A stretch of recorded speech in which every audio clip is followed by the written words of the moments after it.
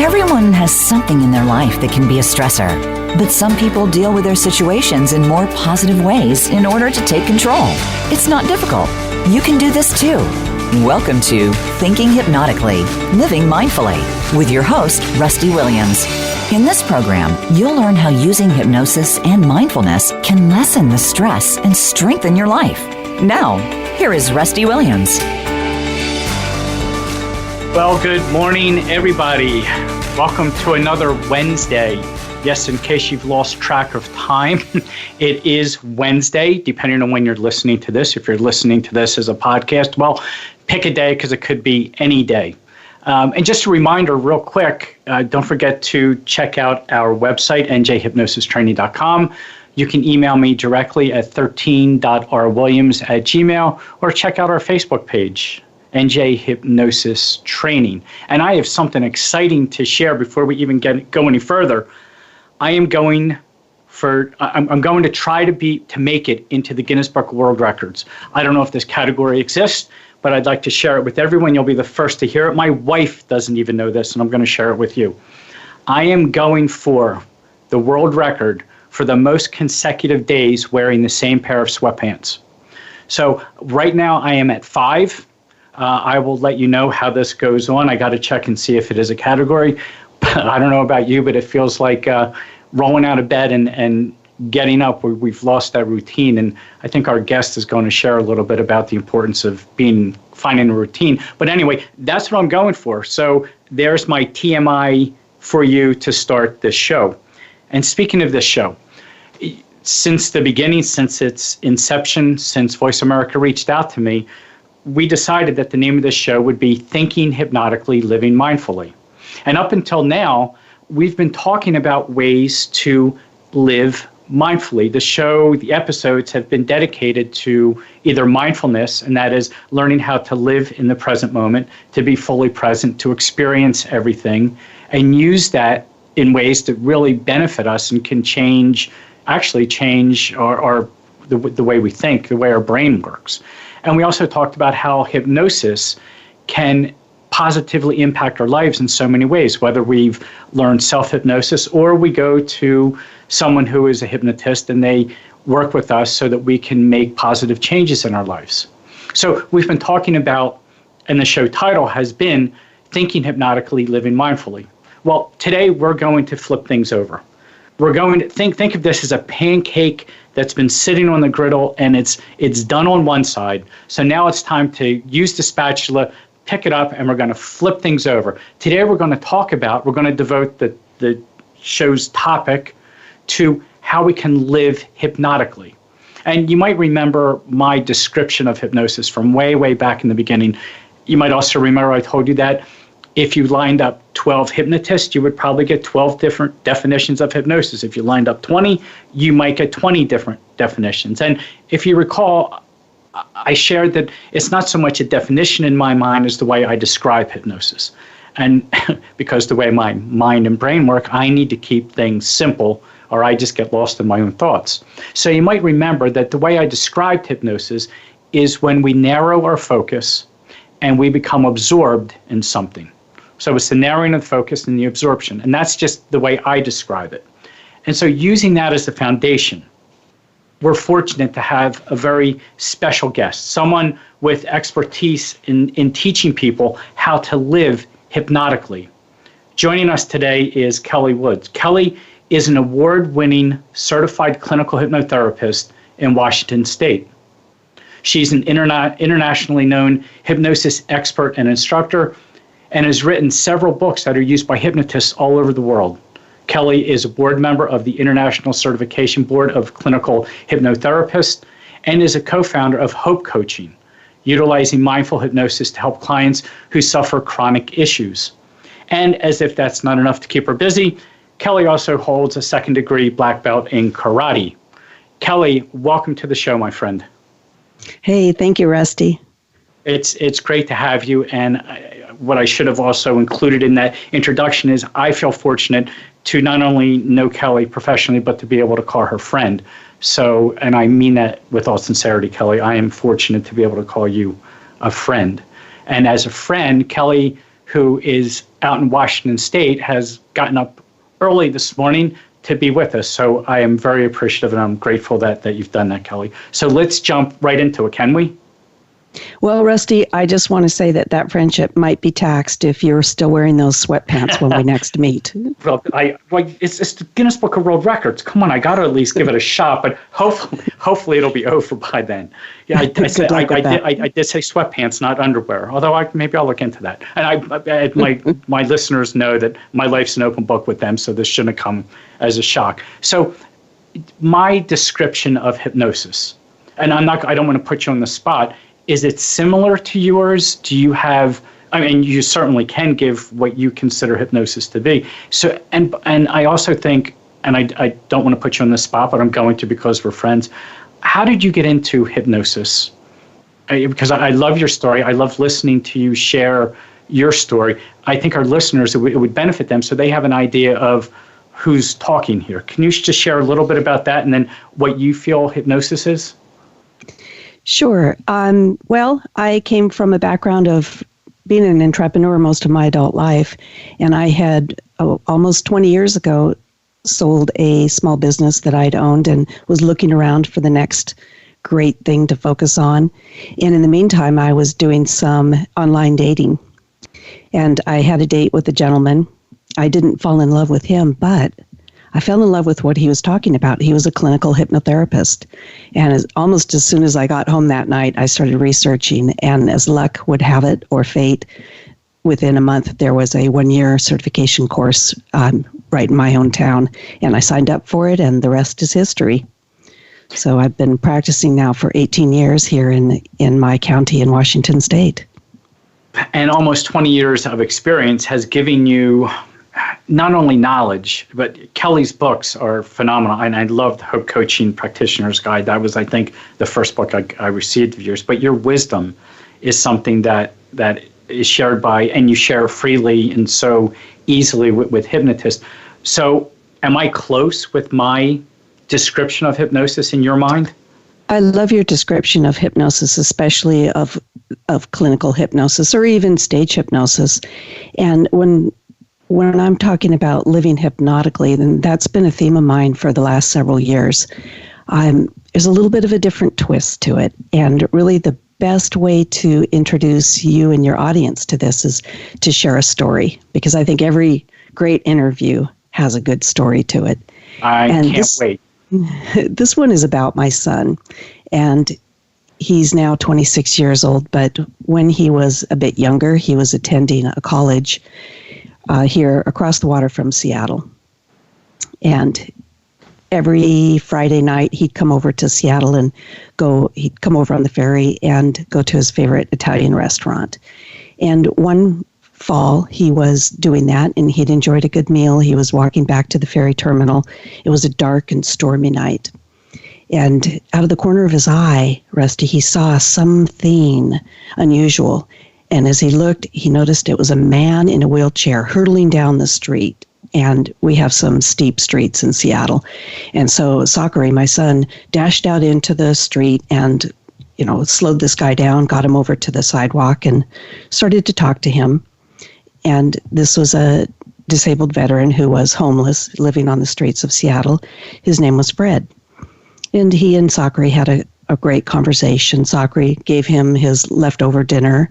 They shared that affinity for pasta and some cash. And then it was time for him to make his way to the ferry. It was the last run of the evening. He got on the ferry, and it was still stormy, and the boat was rolling back and forth, and he was tired. It had been a great day. But he noticed fairly close by there was an older woman who was obviously distressed and looked quite anxious. She was uncomfortable with that motion of the boat. And although Zachary was tired and had really had enough conversation, he made his way over to her and started to talk to her. After a while, she told him that every Friday she goes over to Seattle to visit her son. He's a homeless veteran who lives on the streets of Seattle, and his name is Fred.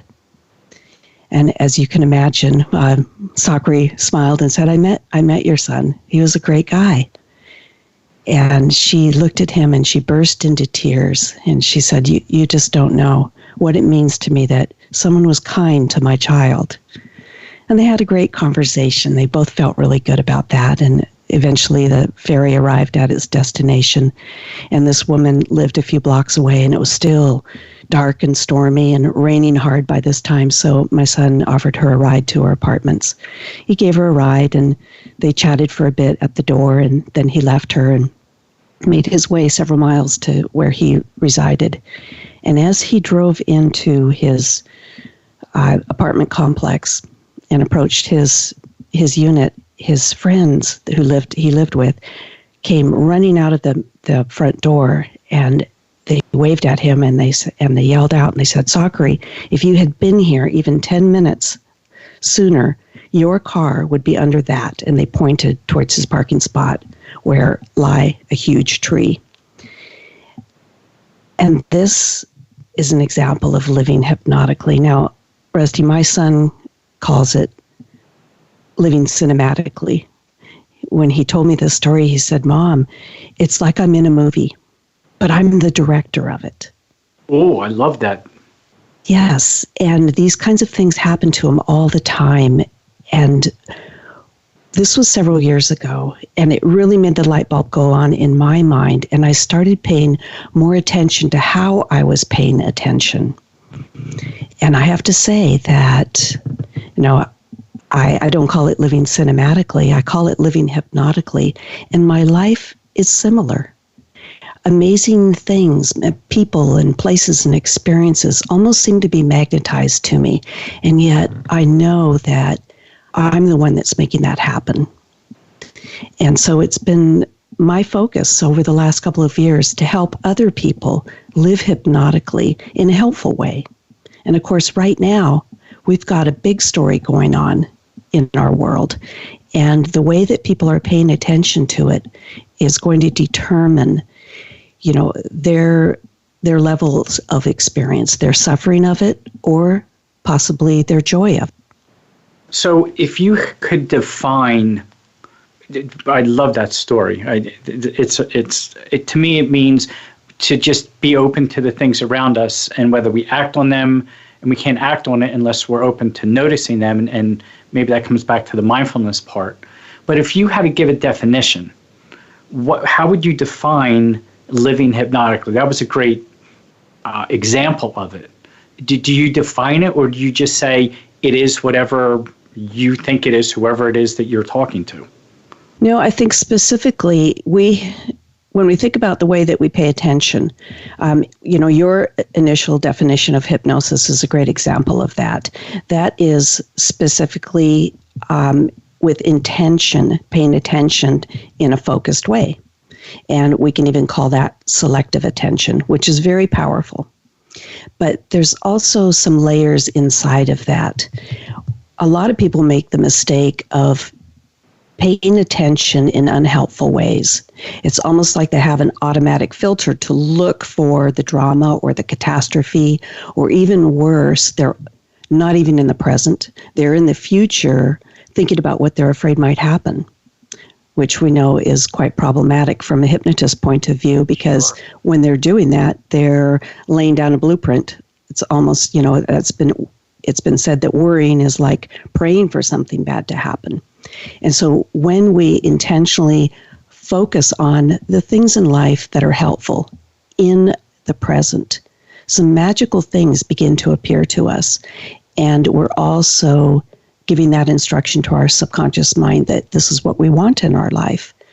And it falls into alignment with that. What we focus on, I'm going to paraphrase from you and I are familiar with his work, Michael Yapko, the psychologist and the hypnotist out in, I believe, California. I believe his quote was, "What we focus on, we amplify in our experience." So if we focus on the good, we tend to amplify the good. Is that a good way of explaining that? And if we were to focus on the worry, the fear, the pain, the suffering, we amplify that, and our subconscious, like you said, creates then the blueprint, almost like a roadmap? Yes, I believe so, because what a lot of people don't know is that part of our mind, those the subconscious, unconscious thought processes they're not the logical, rational part of our thinking. And so that they just take in that input and respond to it and begin to move toward it. And really, this is all brain science. I love hypnosis because it's an art, but it's also a science. And anything that we do repetitively becomes a habit, and our thoughts can be habits. And those patterns then get strengthened through the neural pathways, and we automatically begin to turn our focus onto those less than helpful topics. And so we can just as easy, I won't say easily, but if it's true that we catastrophize things and we think about the worry and the fear and what's going to happen, our brain can also be rewired, so to speak, and those neural pathways can be strengthened if we think the opposite, if we start looking for the positive things, even if it's just a sliver of hope, even if it's just a little one ray of sunshine. Does that act as a catalyst for our brain then to start getting in that habit of mind and start thinking differently? It certainly does. And not only does it strengthen those types of neural pathways, it collapses those ones that are not helpful.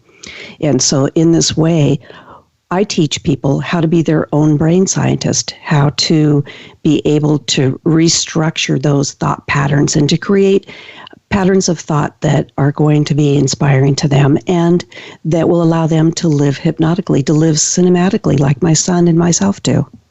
To seek out the good, to seek out the positive, and also, I guess, to be open to it and not kind of, and you talked about the power of the unconscious mind, and this is what, as you're talking, it dawned on me. So often we negate things when we see something. We say, that's not really important, whether it's something we see on our walk. Your son could have very easily looked the other way because he had other things to do that night.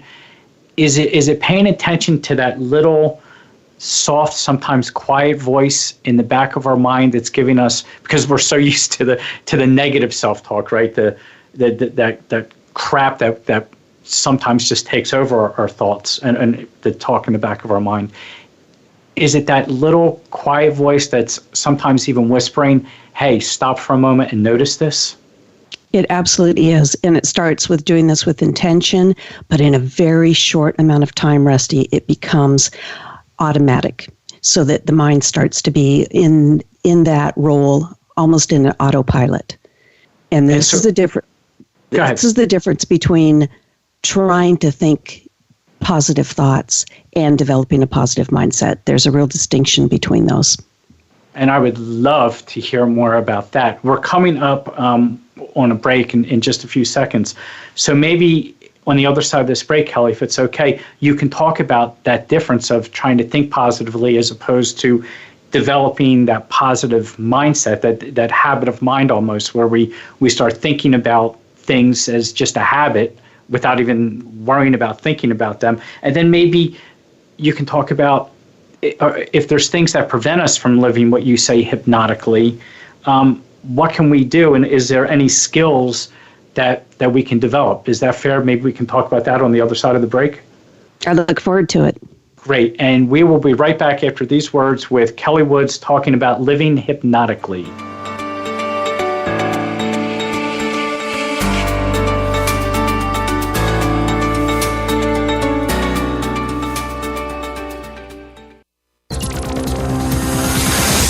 It's your world. Motivate, change, succeed. VoiceAmericaEmpowerment.com. Tune in to the Voice America Variety channel on the Voice America Talk Radio Network. Voice America Variety broadcasts a diverse array of topics, reaching a global community. Our experts come from all walks of life, and the topics they discuss are everything from current events, arts and entertainment, leadership, parenting, relationships, self-improvement, career advice, and a variety of other topics. Check us out today. You're sure to find something of interest. Voice America Variety. Talk on today's hot topics. The Voice America Live Events channel is here now to showcase your corporate, individual, or organization's live event. Visit voiceamerica.com/live events to see all of our past live events and find out more. Whether it's a multi-day conference, special speaker, or single-day event, we've got everything to make your event a success. We can do a few hours or a few days. For more information about taking your event to the next level, call Jeff Spinard at 480-294-6417 or email info@voiceamerica.com. Again, that's Jeff Spinard at 480-294-6417 or send us an email to info@voiceamerica.com. Voice America is where you are and where you want to be. Join us around the globe as we broadcast live from some of the most interesting events available. Don't forget to view all our live events, including on-demand access to past events that you may have missed by visiting voiceamerica.com/live events. Success starts here. VoiceAmericaEmpowerment.com. It's your world.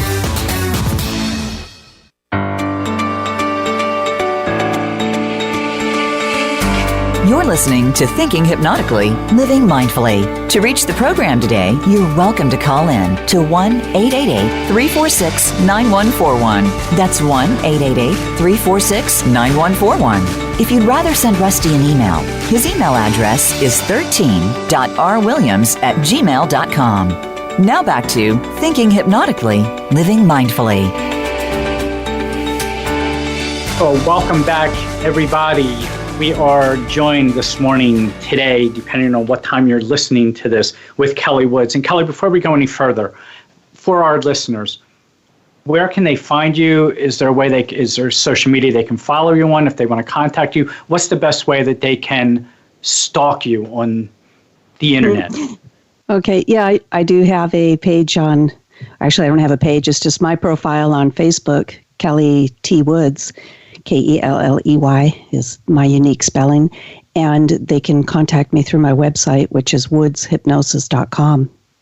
Woodshypnosis.com or Kelly, Kelley T. Woods on Facebook. Awesome. And if they wanted to contact you, I'm assuming there's a contact link on your page.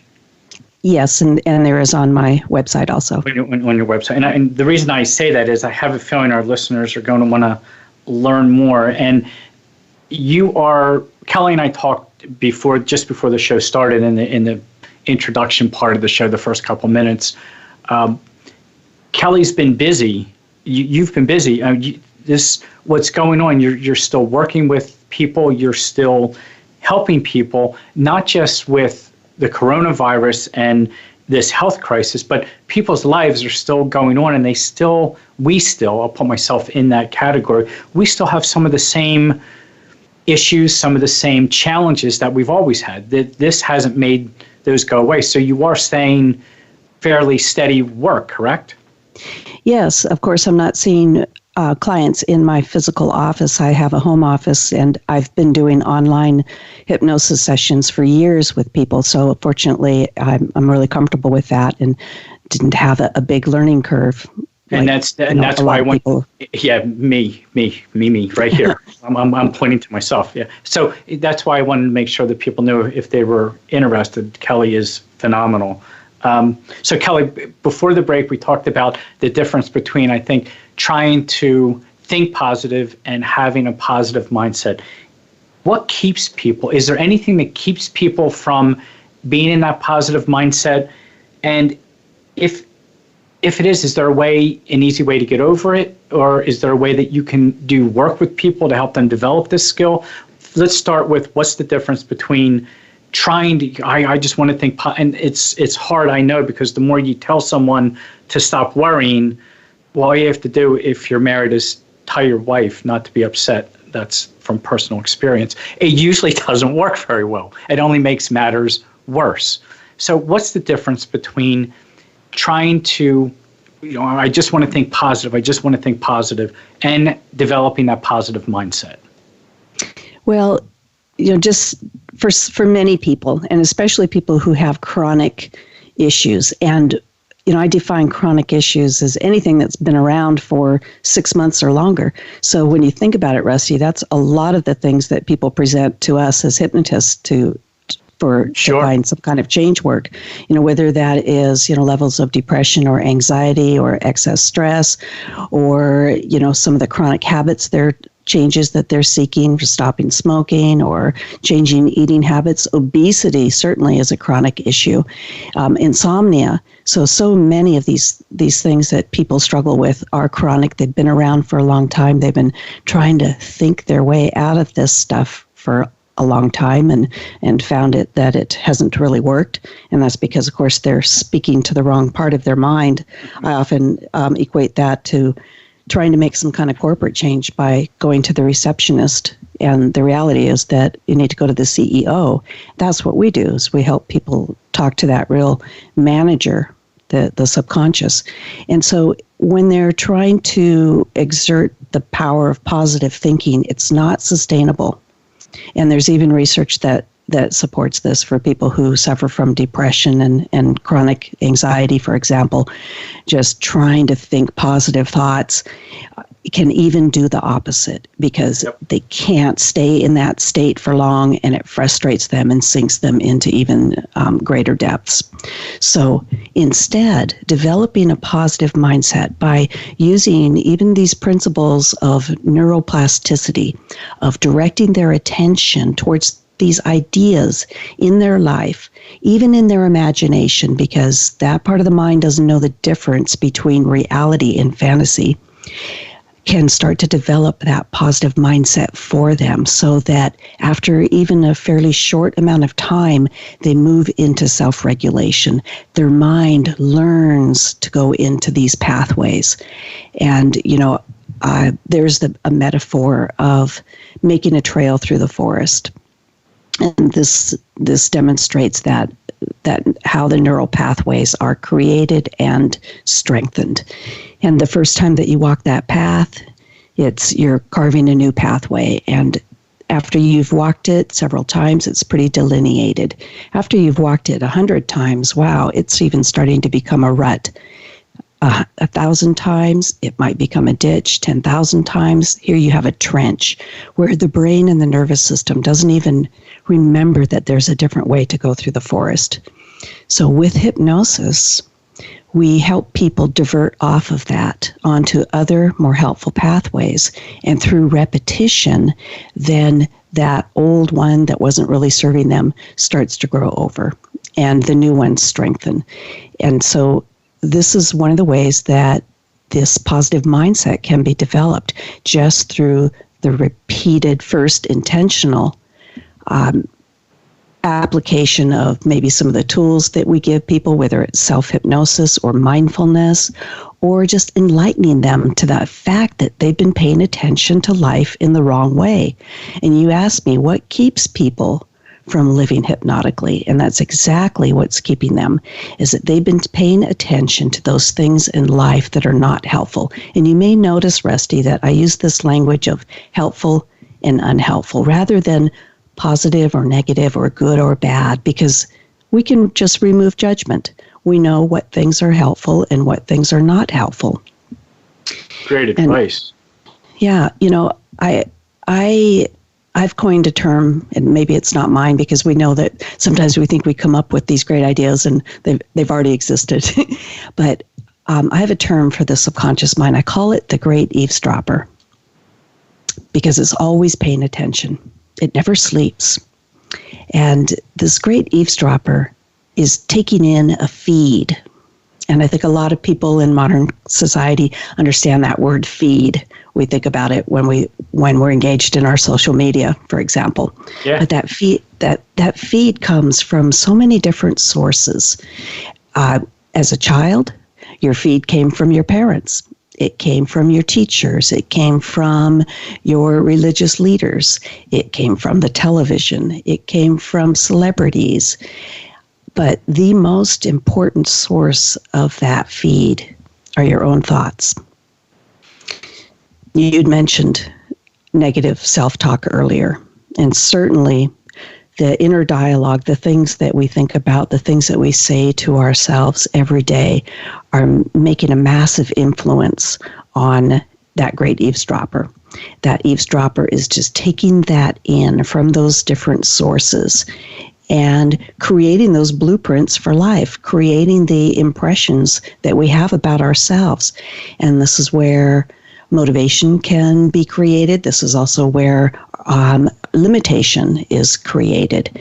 And so when we understand how we're influenced by that feed, then we can start to filter it.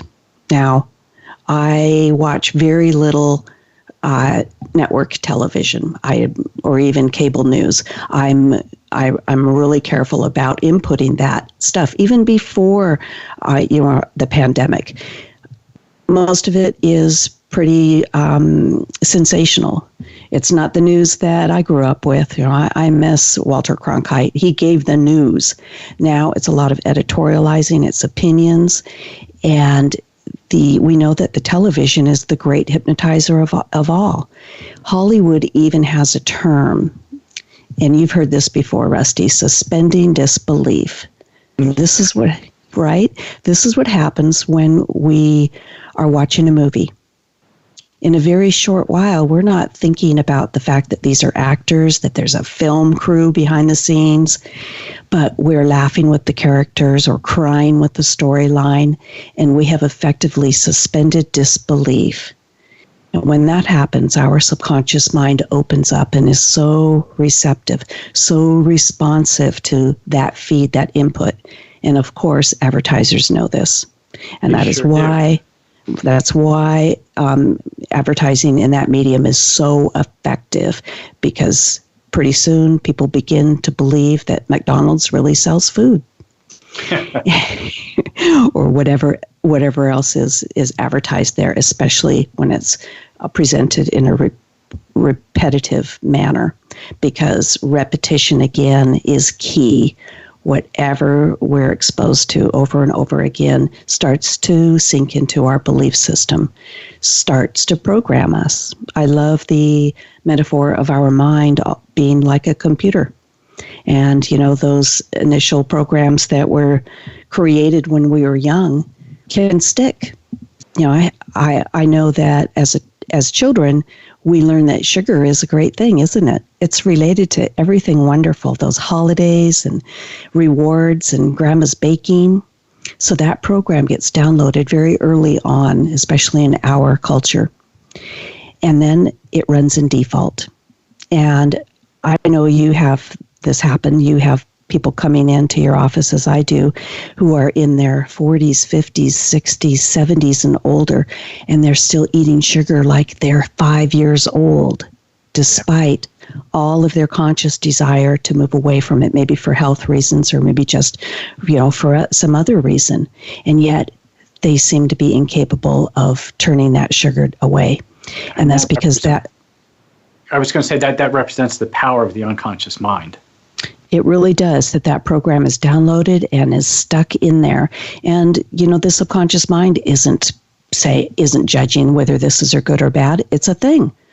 It learned that this was a positive thing, a helpful thing, and it sticks to it until it is told otherwise. And so with hypnosis, we can inform it to what the person really wants in the now. Sure.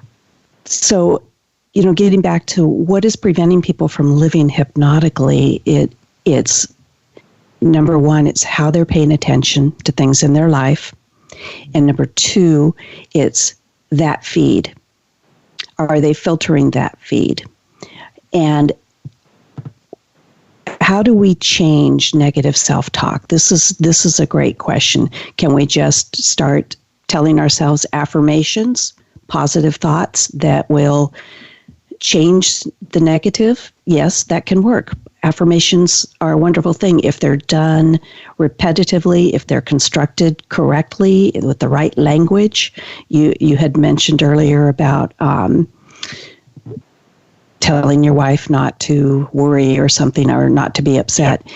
And so, of course, that just reminds her of those things, of worrying and being upset. And so, the language structure is certainly very important. And reframing how we're thinking about things, instead of don't worry, it could be breathe deeply and let yourself be calm.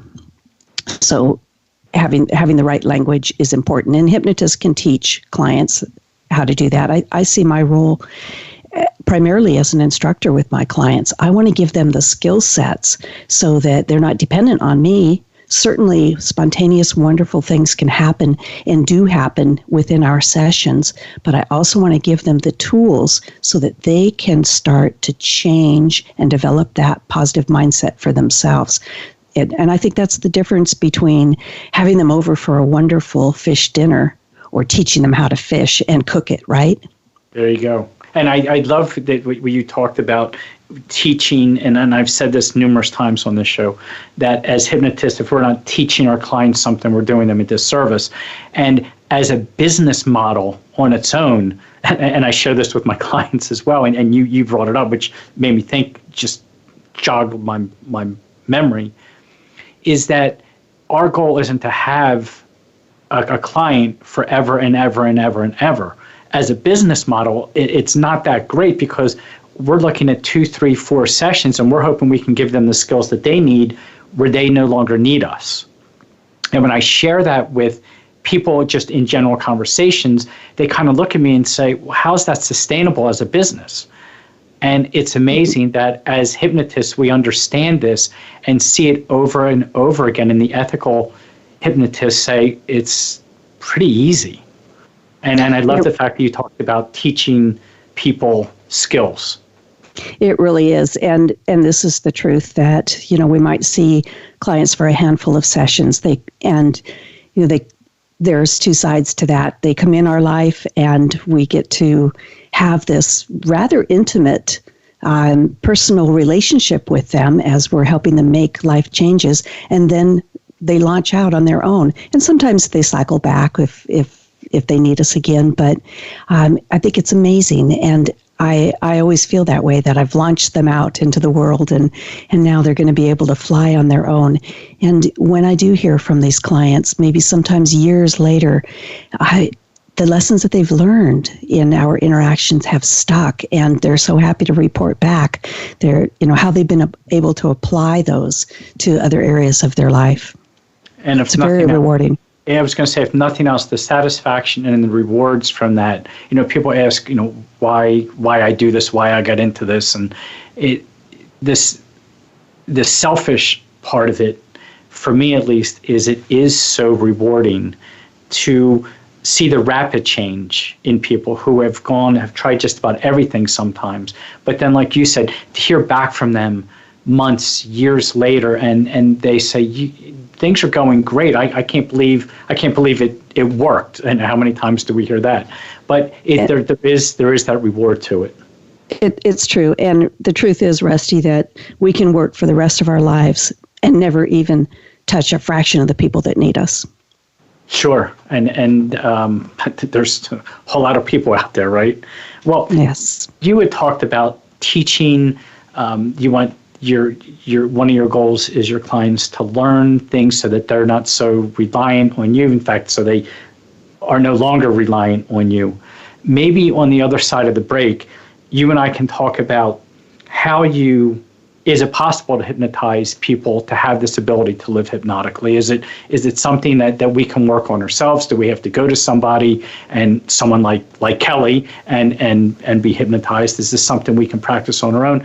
And then maybe we can even, and when I say we, notice how I'm saying we, maybe Kelly, you can share whether it's a technique, you want to call it a practice, you want to call it whatever it is you want to call it, so our clients can learn how to maybe rid themselves of some of the emotions, some of the crap that they don't need that's in their head.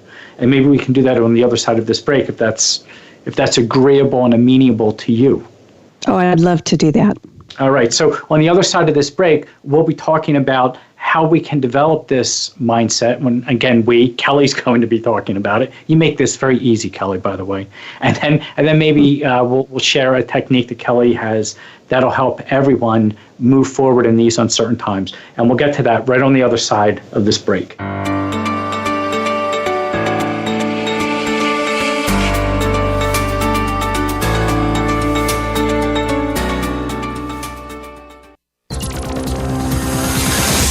It's your world. Motivate, change, succeed. VoiceAmericaEmpowerment.com. You need to live up to your full potential. You've heard that for years, but now there's a channel to help you get there. Introducing the Voice America Empowerment Channel. Our listeners have told us that they want to be motivated, hear about success stories, and positive encouragement around the clock. And we've responded to you. The Voice America Empowerment Channel is the home of the world's top life coaches, entrepreneurs, and success experts. Listen to the Voice America Empowerment Channel. It's here at VoiceAmericaEmpowerment.com. Voice America programs are now available on your favorite connected device, including Amazon, Alexa, and Google Home. Through streams with Apple Podcasts, TuneIn, and iHeartRadio, listening to your favorite show is as easy as saying the show name followed by the word podcast. Hey, Alexa, play Finding Your Frequency podcast. If that doesn't work, try adding on TuneIn or on iHeartRadio or on Apple Podcasts. Have you become a member yet? Sign up now to become a member of Voice America. It's always free and easy. Plus, you get to take advantage of some great member benefits. Get unlimited access to millions of hours of on-demand content across all of our channels. Keep track of your favorite episodes, shows, and hosts in your own customizable library. Find out what shows you might be interested in based on your favorites. Plus, you get insider access with our newsletter. Membership gives you more. Sign up at voiceamerica.com and click register at the top right. We're on Facebook along with some of the greatest minds of the world, and that includes you. Visit us on Facebook at Voice America Empowerment.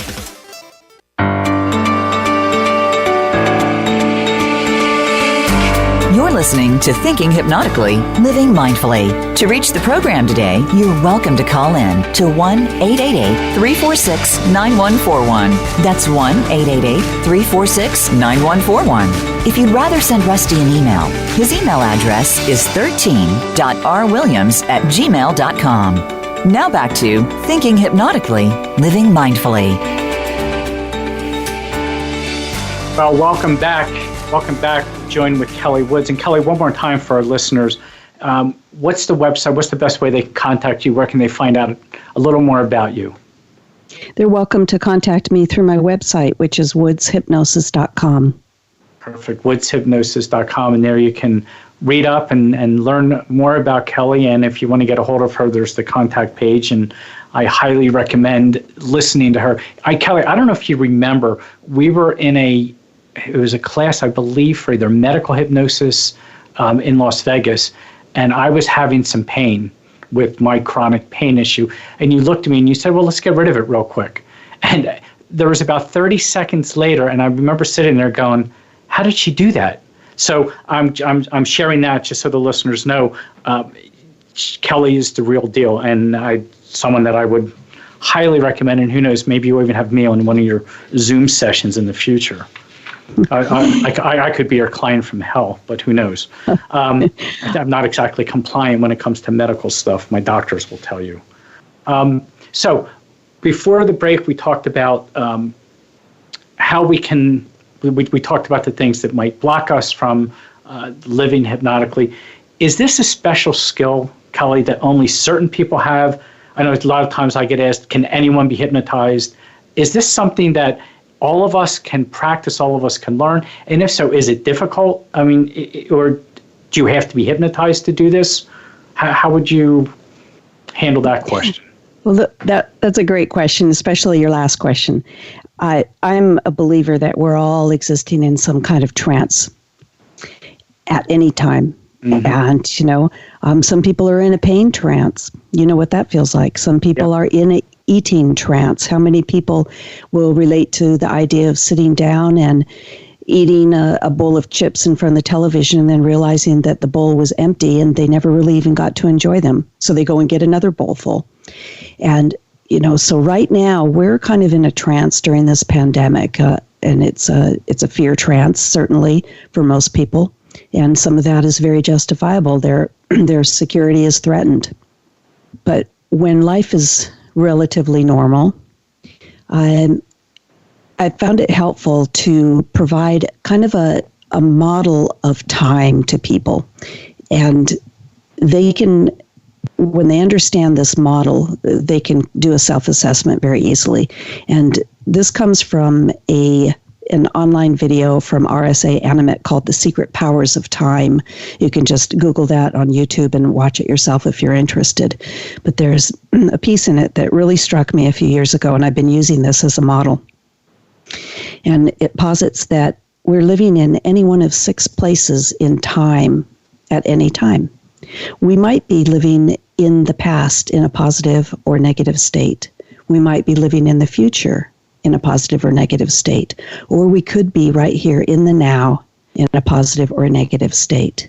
Now, examples of this would be if we're having nostalgia for a wonderful time in our life, we're thinking back on those fond memories, we're in the past in a positive state. If we're thinking about something terrible that happened to us, someone who did something bad to us, for example, then we're living in the past in a negative state. If we are looking forward to a celebration, to a good meal, we're living in the future in a positive state. If we're stuck in a state of anxiety, we're worrying about our future, we're living in the future in a negative state. And then we have the now. Now, for most of us, most of the time, we're okay right in this moment. One of my colleagues, Richard Nongard, likes to say, if I'm breathing, I'm okay. And I love that, especially right now, when we're all being very aware of the power of our breath and lung health. But for some people, right now, they're not okay. They might be suffering from pain. They might be having something scary happening to them. And when we use this model of time, I ask my clients if they're feeling anxiety, where are they on this? If they're feeling pain, emotional pain, where are they on this? If they're feeling physical pain, where are they on this? And if it's not working for them, they can move. For someone who's having chronic pain, for example, they can take themselves back to their vacation in Hawaii on the beach. Or perhaps they're going to take themselves into the future, into an alternate or parallel universe where their pain has been resolved, their body has healed, and their nervous system has recovered. So we have that choice. We can use the power of our thoughts to move along that line. Now, this again is a skill that can be developed, but it starts with awareness and just asking yourself, where am I in this moment on this time model can be a great way to begin. Perfect. It can be as simple as that. And I think a lot of times, and I've said this before on this show, we almost program ourselves to think that in order for something to be resolved, and it could any area of life, the more steps it has, the more complexity it has, the better it is. And in reality, so often it's the simplest solutions that are the best and that are the most helpful, to use a word that you've used. Well, and I think it starts with awareness, so they could use that model. And then I like to teach my clients a specific tool that comes from NLP, neuro-linguistic programming, and we use NLP within hypnosis a lot. Many people are using NLP without even knowing that they are. It's an art and a science of influence. Salespeople use it, politicians use it, and I like to teach my clients how to use it so they can influence themselves. And I'd like to just walk you and your audience through this simple technique. There are just 3 steps to it, and it's very easy to do. And it plays with those neural pathways. And we're also going to have a kinesthetic, a physical application to it. And so what I'd like you to do is just bring up some topic that maybe stresses you out. And please, for your audience, don't do anything really huge, because we're doing this over the air and I'm not there with you, but just something that's bugging you. It might even have been an interaction with someone that left you feeling out of sorts. Or maybe it's just your level of worry or anxiety about the current situation. I'll let you choose. And just bring that to mind. And as you do, you can notice where you feel that in your body, because our bodies are always responding to whatever we're thinking about, whatever is on our mind. And you can even kind of measure that, Rusty. So if 0 is none of that response and 10 is, a high intensity, kind of see where you are on that scale. This is helpful for measurement of this lesson. Got it. And then Good. As you're feeling that, with your right hand, I want you just to make a fist. We're going to associate that physical gesture with the neural pathways that are managing this unhelpful feeling. And just hold it for a few moments. It doesn't take long. And then relax your hand, open it up again. And I'd like you just to take a nice, deep, cleansing breath, one of those good belly breaths where you're breathing in and then exhale fully. We can use the breath like this to move from one state to another. And then what I'd like you to do is, in the privacy of your mind, just step into your idea of a perfect day. You're doing something that you enjoy. You feel great. Your body is comfortable. Your mind is peaceful. Your heart is happy. Your spirit's playful. It's a great hair day. And as you do that with your opposite hand, with your left hand, make a fist. We're going to associate or anchor that physical gesture with the neural pathways maintaining this more helpful state. And again, it doesn't take long. You just hold it for a few moments. And then relax that hand. Take another nice deep cleansing breath. And now this is the third step of this very simple technique. I want you to place both hands into fists. We're activating both of those anchors at the same time. And we just count backwards. 5, 4, 3, 2, 1. Another nice deep breath. And as you exhale, you can open your hands and just enjoy how you're feeling now. How are you feeling, Rusty? Feel pretty good? Yeah, I really do. Yeah. It's amazing, isn't it? And of course, you could check in with that original stressed out feeling, whatever you were thinking of. But the whole point of this is to be able to move out of it. And what we've done, and there's an actual physiological shift that happens in the brain, is that we've collapsed that initial one. It's kind of an order of operations. Your brain cannot be in touch with both of them at the same time, so it's going to go with the most recent one, which was that helpful state. And this will work every time. And if listeners find that it brought that initial uncomfortable feeling down a bit, but it's still lingering, they can just do that again.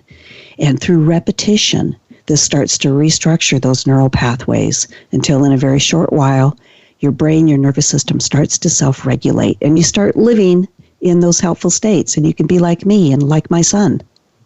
I love the simplicity of this, Kelly, and you and I, we call this different things, whether it's collapsing anchors or I believe you call it your emotional detox. I love this, the collapsing anchors. I just want to make sure our listeners understand that this, because the brain picks up, goes with the last thing, that's the positive one. So we that's do the one they're left with. Right. So we do the negative one first and then the positive one. Right. And what's great about this is that positive one can be anything they want that would be appropriate for wherever they are, whatever they want to be doing. So they get to customize it.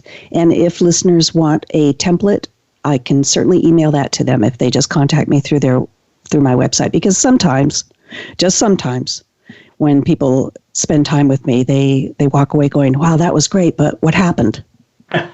Yeah, they do. So then that would be woodshypnosis.com. Right. Perfect. Kelly, I want to thank you again for not just giving up your morning. I mean, I appreciate the fact that you were, up and willing to put aside the things that you would normally be doing this time of day to share with our audience. But I also want to thank you for sharing, the difference, and I love this analogy, what's the difference between knowledge and wisdom? Knowledge is knowing that a tomato is a fruit. Wisdom is knowing not to put it in fruit salad. So I want to thank you for not just sharing your wisdom, but for not just for sharing your knowledge, I should say, but for sharing your wisdom with all of us.